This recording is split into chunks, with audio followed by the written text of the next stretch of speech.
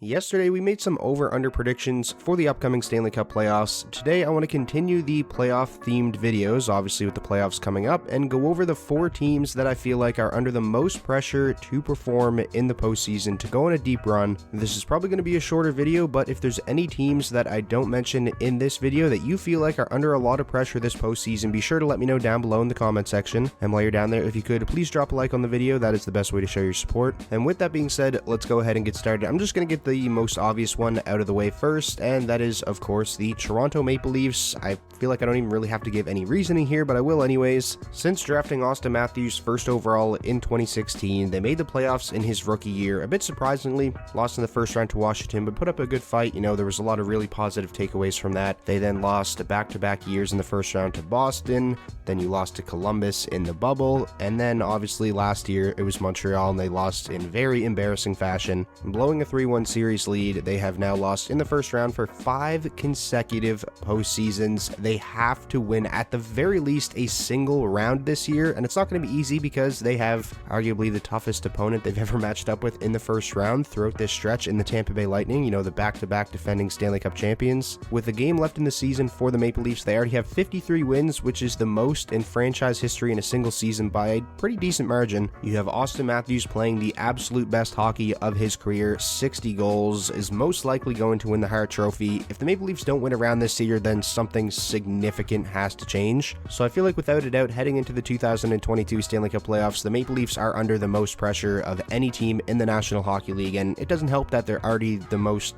heavily scrutinized team in the league anyways. So before we head out to the Western Conference and talk about two teams out there, I have one other Eastern Conference team, and I wasn't gonna put them in this video, but I decided to anyways, and it's the Pittsburgh Penguins. Now, I don't feel like, league-wide, amongst fans and even like the national media, I don't feel like there's a lot of pressure on Pittsburgh in that aspect. They're not even a top 2 seed in their division. Obviously, with the core that they have, they've already won 3 Stanley Cups. Why is there pressure on them, right? Well, for me, I feel like there may just be a little bit of internal pressure because there's a chance we see big roster turnover for the Pittsburgh Penguins next year, and as a core with these core pieces, this could be their last kick at the can. Some notable pending UFAs on the Pittsburgh Penguins: for Rickard Rakell, who they have recently acquired at the trade deadline and has been playing really well in Pittsburgh. Evan Rodriguez, who had a breakout season, he's due for a pretty significant raise. Brian Rust, who has become arguably the third most important forward, actually I'll say fourth most important forward on the Pittsburgh Penguins over the past couple of seasons. And then you have the two big ones, Evgeny Malkin and Chris Letang, are both set to become UFAs. Evgeny Malkin has already came out and said that he will take less to stay in Pittsburgh. Obviously, I think his word means something, but anything can happen, once free agency opens. Of the 4 teams that we're going to talk about in this video, I do feel like Pittsburgh has the least amount of pressure of the 4, but I still thought they were worth mentioning because of the reasons I just said, because there's potential that there could be a pretty big roster turnover for them next season. And also, it's not like Pittsburgh has had much playoff success over the past 3-4 seasons anyways. Since they won those back-to-back cups in 2016 and 2017, they've only won a single playoff round since then. So those are the 2 teams that I had for the Eastern Conference. Now let's move out west. First off, we have the Edmonton Oilers. This season will be their 4th time making the playoffs with Connor McDavid on the roster. They've only ever won a single round with Connor McDavid. They've basically had 0 success in the postseason throughout McDavid's career so far, and this is McDavid's 7th season in the NHL already, and last year in the playoffs especially was so embarrassing for the Oilers, getting swept in the first round by the Jets, when basically everybody, including myself, predicted the Oilers to win that series against Winnipeg and do it pretty easily. As long as you have the two-headed monster of Draisaitl and McDavid on your team, there's going to be some pressure to perform in the playoffs. But for an example, let's say if Edmonton was matched up in the first round against Colorado or something like that, then I wouldn't really say there's pressure on them at all, because who would really expect them to take down Colorado in the first round? But that is not the case. They're matched up against the Los Angeles Kings, a team that a lot of people didn't even expect to make the playoffs this year. This is a series that the Edmonton Oilers absolutely have to win. The Kings obviously have a good bit of experience on that roster. Drew Doughty, Anze Kopitar, Jonathan Quick, Philip Deneau just made it to the Stanley Cup Finals last year,